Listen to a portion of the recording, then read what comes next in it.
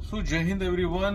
मैं हूं कैप्टन फैजान बदर अली। दोबारा से आए हैं बात करने के लिए। आज हम बात करने वाले हैं मर्चेंट नेवी में हो रहे फ्रॉड के बारे में। एजेंट्स किस तरीके से बच्चों को परेशान कर रहे हैं, किस तरीके से कम नॉलेज होने की वजह से बच्चों को तकलीफें हो रही हैं, कैसे वो लोग पैसे दे देते हैं एजेंट्स को और वहां पर फिर परेशान होते हैं। स्टार्ट करते हैं एक टॉपिक। हम ये वाला बड़ा इंपॉर्टेंट है हमारे लिए क्योंकि काफी बच्चे परेशान होके आते हैं हमारे पास और वो अच्छा नहीं लगता हमको। बात शुरू करते हैं हम लोग एजेंट से। तो एजेंट्स कौन होते हैं, पहले तो हम ये वाली बात डिस्कस कर लेते हैं। अभी यहाँ पे एजेंट्स वो लोग होते हैं जिनके पास थोड़ा सा कनेक्शन होता है विद सी फील्ड या मर्चेंट नेवी फील्ड के साथ थोड़ा सा उनका कनेक्शन होता है। नॉलेज उनको उतनी नहीं हो पाती है या वो खुद एलिजिबल नहीं होते हैं शिप को ज्वाइन करने के लिए, या एग्जाम उनका खुद का पास नहीं हो पाता है, या वो खुद किसी कॉलेज में नहीं जा पाते हैं फॉर व्हाटसोएवर रीजन।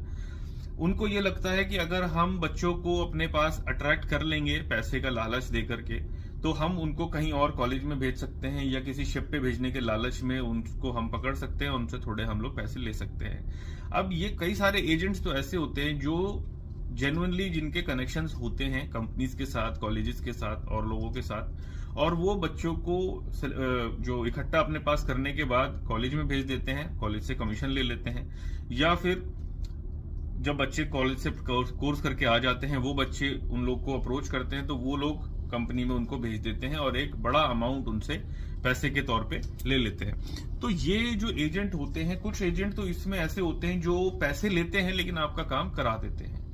मैं ये नहीं कह रहा हूं वो सही बात है, वो भी गलत बात है। पैसे लेकर नौकरी लगाना इज एब्सोल्युटली रॉन्ग। लेकिन यहाँ पे बहुत सारे एजेंट ऐसे होते हैं जिन लोगों की वजह से लोगों की जिंदगी बर्बाद हो जाती है। मैं उनकी बात करना चाह रहा हूं कि वो लोग पैसे भी ले लेते हैं और उसके बाद बच्चों का फोन नहीं उठाते, बच्चों से मिलते नहीं है, बात नहीं करते, एंड बेसिकली वो भाग जाते हैं और उनका फिर कोई अता पता नहीं होता है कि अब इनको कहाँ ढूंढे।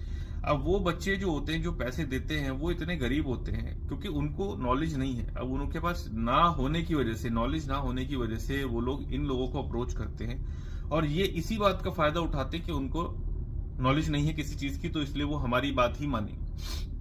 अब ये लोग अपने हिसाब से उनको बातें बता देते हैं। अभी यहाँ पे मैं एडमिशन्स की पहले बात कर लेता हूँ कि जब एजेंट के पास या किसी भी आदमी के पास आप जा रहे हो और उसकी कॉलेज की बात हो रही है, तो सबसे पहले तो आप ये पूछो कि जो कॉलेज में आप हमारा एडमिशन करवा रहे हो ये डीजी शिपिंग अप्रूव्ड है या नहीं है, कॉलेज जेन्युइन है या नहीं है, कॉलेज की प्लेसमेंट कैसी, रिकॉर्ड कैसा है प्लेसमेंट का, पहले बच्चे जो गए हैं यहाँ पे वो कहाँ हैं, उनके बारे में कुछ पता तो चले, इंटरनेट से ही पता चले। उस कॉलेज के बारे में जाकर के गूगल पे रिव्यूज पढ़िए आप। गूगल पे रिव्यूज आजकल मिलते रहते हैं, हर चीज के मिलते हैं, कोई ना कोई वीडियो मिलेगी आपको, या उस कॉलेज की ऑफिशियल वेबसाइट के नीचे जाकर बच्चों ने कुछ कमेंट्स छोड़े होंगे जो वहां से पढ़ के निकले होंगे, उससे आइडिया लगेगा आपको। और फिर सबसे महत्वपूर्ण बात जो यहाँ पे है वो ये है कि आपका जो कॉलेज है वो डीजी शिपिंग की साइट पे लिस्टेड है या नहीं है, वो जेन्युइन कॉलेज है या नहीं है, सरकार से मान्यता प्राप्त है या नहीं। और डीजी शिपिंग अप्रूव्ड कॉलेजेस की लिस्ट मैं यहाँ पे भी डाल देता हूँ, वीडियो के नीचे आपको मिल जाएगी, और वैसे आप उसको डीजी शिपिंग की वेबसाइट पे जाकर के भी चेक कर सकते हो। अब दूसरी बात करते हैं प्लेसमेंट की। जो एजेंट बच्चों को उठाकर जहाज पे चढ़ाने का लालच दे देते हैं और उनसे पैसे ले लेते हैं। अब ये एजेंट्स जो होते हैं इनके कहीं ना कहीं तार जुड़े होते हैं किसी ना किसी कंपनी के साथ या किसी ना किसी दूसरे एजेंट के साथ, या नहीं भी जुड़े होते हैं। तो ये बच्चों को लालच दे देते हैं नौकरी का कि आपको जहाज पे आपको नौकरी देंगे, हम शिप पे नौकरी देंगे, मर्चेंट नेवी ज्वाइन करा देंगे और इतनी सैलरी आपकी हो जाएगी, ये हो जाएगा, ऐसे ऐसे हो जाएगा, और ये आपसे पैसे ले लेंगे। पैसे लेने के बाद या तो ये खुद बेईमानी कर लेते हैं और खुद पैसा आगे नहीं देते हैं जिससे कि आपका काम नहीं हो पाता है, या फिर ये आगे पैसा दे भी देते हैं तो जिसको ये पैसा देते हैं वो आदमी बेईमान हो जाता है और वो आपका काम नहीं कराता है, तो उसमें ये आदमी परेशान होगा क्योंकि आप इसको पूछोगे और ये आगे ऑलरेडी पैसे दे चुका है। अब जब पैसे दे दिए हैं, काम वो वाला आदमी करा नहीं रहा है, वो भाग गया है या जो भी फॉर व्हाटएवर रीजन, तो ये आदमी आपको सही जवाब नहीं दे पाता है। या फिर आगे जो कंपनी को इसने पैसे दिए हैं, ये जो भी करा है, उस कंपनी ने पैसे लेकर के इसको बोल दिया है भाई अभी वेटिंग बहुत है, अभी आपको हम कुछ नहीं बता सकते, आपको वेट करना पड़ेगा।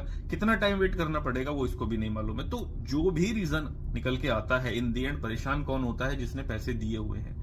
परेशान होते हैं बच्चे, परेशान होते हैं वो कैंडिडेट्स जिन लोगों को कम नॉलेज होने की वजह से इन लोगों के पास जाना पड़ा और इनको उन्होंने पैसे दे दिए और आज उनको इनके पीछे पीछे भागना पड़ रहा है। अब ना तो ये उनका फिर फोन उठाते हैं, ना ही उनसे बात करते हैं। आप इतना परेशान होने के बाद, इतने पैसे इकट्ठे करने के बाद इनके पास जाते हो और फिर वहां पर अपने पैसे बर्बाद कर देते हो। तो मेरा कहना यही है कि ऐसे लोगों से आप बचो, ऐसे लोगों के पास मत जाओ, जेन्युइन सोर्सेज के पास जाओ।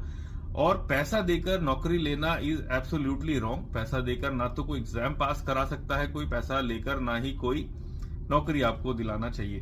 तो ये चीजें सबसे ज्यादा गलत हो रही हैं, इसकी तरफ आप लोग मत जाओ और अपना पैसा बर्बाद मत करो। आई थिंक ये वीडियो हेल्प करेगी आपको। गुड लक, जय हिंद।